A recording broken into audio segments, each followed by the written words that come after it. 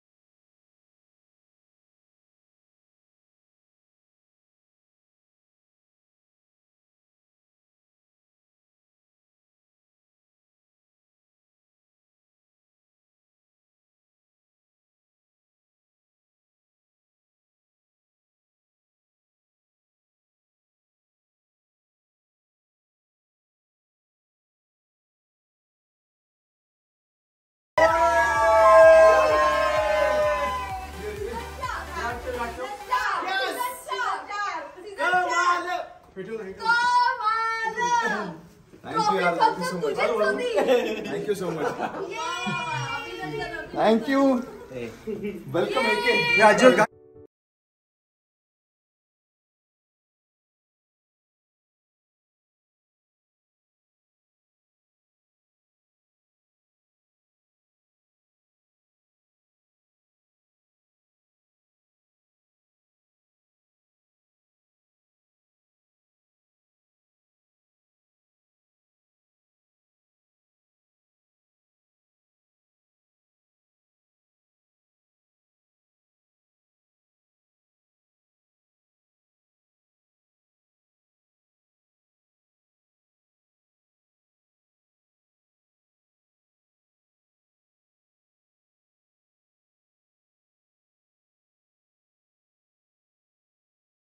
Woo! Woo! Woo!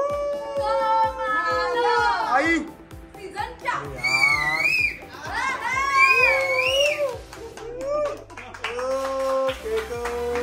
यार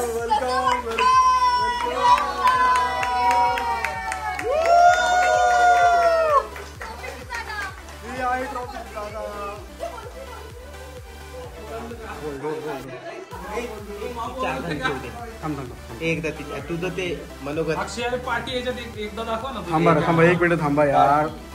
गावाची party दाखव ना तुम्ही त्याच्यात। हां फायनली ट्रॉफी आली घरात आली आणि श्रद्धा खूप भारी वाटलं खूप यार। आणि माझा आवडता लहान येस मी येऊ हा जा काजू कतली ही ट्रॉफी बद्दलची काजू कतली थँक्यू. आणि माझ्या लग्नात फायनली मी सांगितल्याप्रमाणे दादाने माझ्यासाठी ट्रॉफी आणलेली आहे. आणि मला ही सजावट पण खूप आवडलेली. अरे म्हणजे काय ये. अरे देवा. कोणते? अरे डार्लिंग वा वा वा वा. आता ही पण डोळे म्हणजे हे पण लाव ना, त्या लाईट्स लाव ना, या पिवळ्या लाईट्स.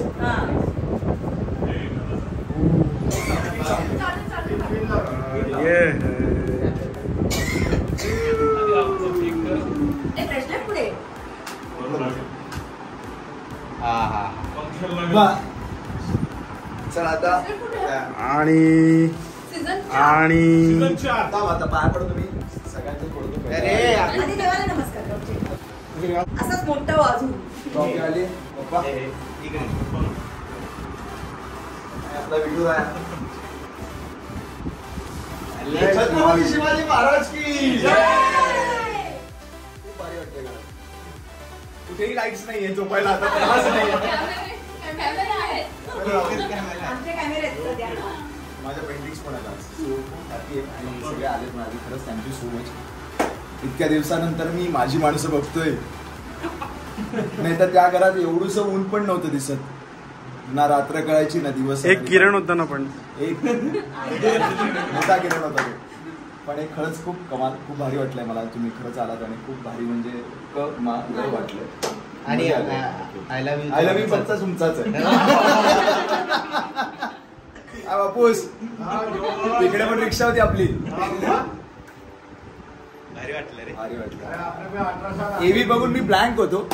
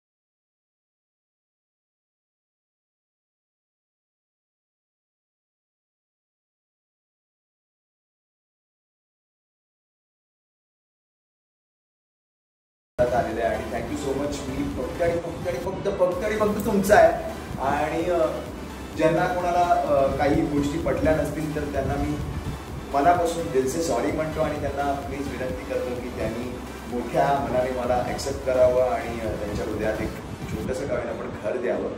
आणि ज्यांनी मला सपोर्ट केलाय त्यांच्यासाठी थँक्यू सो मच की तुम्ही मला विनर ठरवलं आणि बिग बॉस मराठी सीझन 4चा मी विनर ठरलोय. So thank you. I love you. मी फक्त तुमचाच आहे.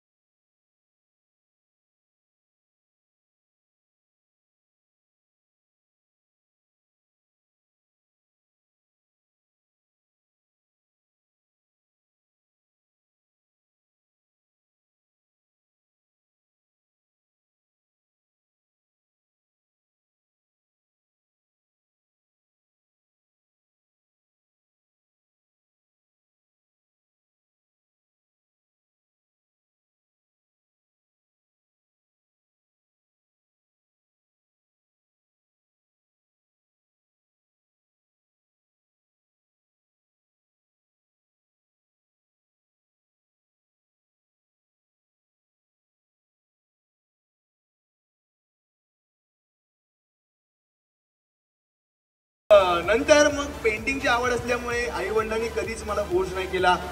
त्या आईवडिलांना मी सगळ्यांच्या आईवडिलांना जर इथे कोणी नसतील पण सांगा की कधीच कुठल्या पाल्याला आपल्या मुलांना फोर्स करू नये. माझे आई बाबा, माझी आई घरीच असते, 9वी नापास आहे.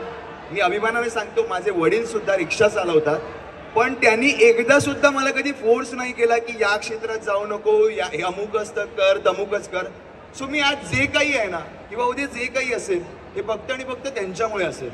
सो प्रत्येकाला बाप्पाने असाच आशीर्वाद देऊ की आपल्या मुलांना फोर्स ना करो, त्यांना त्यांचा फ्रीडम पहिला मिळू दे. आणि मग आर्ट टू अभिनय म्हणजे चित्रकलापासून जे कदाचित आपल्या थोडंसं सेक्लुडेड जागा असते किंवा आपलं विश्व असतं, तिथून अभिनय म्हणजे 4 लोकांसमोर उभं राहून अभिनय करायचे किंवा कॅमेऱ्यासमोर जायचं, हे कसं केलंस? मी आर्ट डिरेक्शनमध्ये होतो. मी आर्ट डिरेक्शनमध्ये इंडस्ट्रीत एंट्री घेतली जेव्हा मी पासआउट झालो कॉलेजमध्ये. मे बी 2014-13ची गोष्ट आहे. सो तिकडे आजूबाजूला जी माझी हितचिंतक होते माझे, ते मला नेहमी सांगायचे की तू जरा बरा दिसतोस, जरा बरा बोलतोस, कॉलेजमध्ये डिरेक्शन पण केलंस TVCचं, तर ॲक्टिंग का नाही करत. सो माझे जे आर्ट डिरेक्टर होते विनायक काटकर आणि मृणाल देशपांडे ताई, त्यांनी मला फोर्स करून एका गोष्टीसाठी फोर्स केलं की अभिनय कर अभिनय कर अभिनय कर. आणि मग त्यांच्यामुळे आजूबाजूला जी माणसं असतात ना ती बऱ्याचदा आपल्याला रस्ता दाखवत असतात, त्यांच्या रस्त्याप्रमाणे चाललं, गो विथ द फ्लो राहिलो ना, कुठली मंजिला पण तय नाही केली ना, तर मला असं वाटतं की आपण करेक्ट जातो. आजूबाजूच्या माणसांमुळे मी आज जे काही आहे त्या अक्षयने आपल्याला 2 गोष्टी सांगितल्या की एकतर आई वडिलांनी त्याचा फोर्स केला नाही, त्याला मनाप्रमाणे निर्णय घेण्याची संधी Correct. दिली, आणि दुसरं आजूबाजूची माणसं आपल्याला मदत करतात. तर Correct. बिग बॉस होण्यासाठीचं हेच काही आपलं सूत्र असू शकतं का अजून त्याच्यात काही असतं? बिग बॉस खरं तर मी बिग बॉसचा फॅन होतो, पण मी फॉलो नव्हतं कधी केलं की अमुक एक स्ट्रॅटेजी असते, तमुक एक स्ट्रॅटेजी असते. जेव्हा माझ्याकडे आलं हे जे काही ते अगदी ओपनली सांगतो, मी जसा आतमध्ये होतो तसाच बाहेर आहे. जे कोणी कंटेस्टंट आले होते, जे कोणी सेलिब्रिटी भेटायला आले होते, ते म्हणत होते की अक्षय जसा आहे तसाच आहे. सो माझं एक ठरलं होतं की जसा मी आहे तसाच वागणार आहे. आणि काही रोजची सवय नसते हो क्रिकेटसारखी की आपण बॉल अमुकाला, बॅट अमुकाला, टास्क येत असतात, आपण तसे खेळत असतो, मध्ये ॲग्रेशन असतो किंवा काही असो, माहीत नसतं काय होणार आहे, फक्त जिंकणं मला माहीत होतं. आणि आजपर्यंत प्रवासात मला असं वाटतं की प्रत्येकाने हेच तय करायचं की आपल्याला फक्त जिंकायचं आहे आणि कमाल खेळायचं आहे. असं नाही आहे की ती डेली सोप आहे, मग आता मी अमुकच करणार, आता मी तसाच राहणार, असं माझं काही नव्हतं. माझं होतं की भाई मी जसा आहे, लहानपणी कळव्यात वाढलोय, जसा वाढलोय तसाच राहणार आणि जे काही येईल ते फेस करणार, मग ती हार असो किंवा जीत असो. सो मी असं खेळत होतो, कुठलीही स्ट्रॅटेजी डिसाईड केली नव्हती, फक्त एकच ठरवलं होतं, जसं माझं आयुष्य चाललंय आता, go with the flow. So go with the flow 4 रस्ते येतील, एक चूज करायचा, जर ती चांगली मंजिल मिळाली तर आपलं नशीब. थँक्यू सो मच अक्षय, आमच्याशी येऊन इथे गप्पा मारल्यास. भाई जसं बोललाय तसं काय टेन्शन घ्यायचं नाही, टेन्शन खल्लास. आपण काय एका नाही, अक्षयचे सगळे आभार आशीर्वाद आपल्याला मिळत असतात. आपण जर सच्चे असू ना तर सिरियसली, आणि तुमच्या प्रेमापोटी आज मी विनर झालोय. सो थँक्यू सो मच मला या Maharashtra Mumbai times times carnival. संधी दिली, आणि मुंबई टाइम्स कार्निवलला मी थँक्यू म्हणतो. थँक्यू कलर्स मराठी, एंडमॉल शाईन, आणि thank you Bigg Boss Marathi season 4 ची टीम, आणि सगळ्यात मोठं थँक्यू तुम्हा प्रेक्षकांना. I love you. मी फक्त आणि फक्त आणि फक्त तुमचाच आहे. So thank you. बिग बॉस मध्ये आल्याला पण रिस्पॉन्स जास्ती आला. हे पण मला माहित नव्हतं, कॉलेजमध्ये माझं काही नव्हतं, शाळेत काही नव्हतं, मला बिग बॉस मध्ये कळलं. अच्छा, बरं असं पण असतं का? ऐकताय ना सगळे. येस, पण रमा होती. Thank you Akshay, thank you so thank you very much, thank you. Thank you very much. आणि एक जरा महत्वाची वेगळी अनाउन्समेंट आहे. आपल्याकडे गाडी पार्किंग केलेली आहे, आकाश नावाचा ड्रायव्हर आहे, तर कृपया इथे असेल तर मेन गेटवर जावं. थँक्यू. आणि अनुजा, आता आपण परफॉर्मन्सेसना सुरुवात करूया. येस, आपण सगळेच वाट बघतो आहोत. आज आपण इथे आकाशात फुगे सोडले आणि त्याच्याबरोबर आपल्या आठवडाभर चालणाऱ्या मुंबई टाइम्स कार्निवल याचं फॉर्मल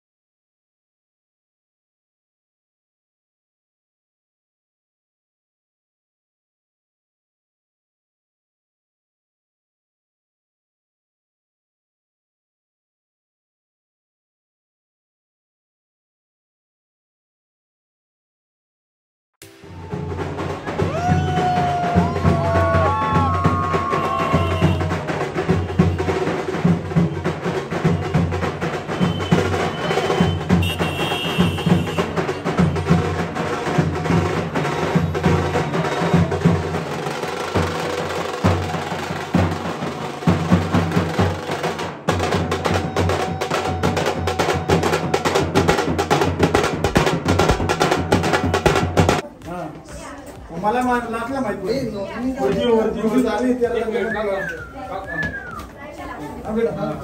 थँक्यू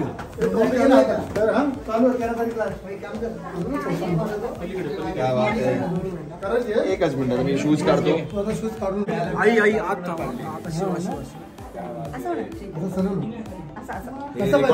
झालं.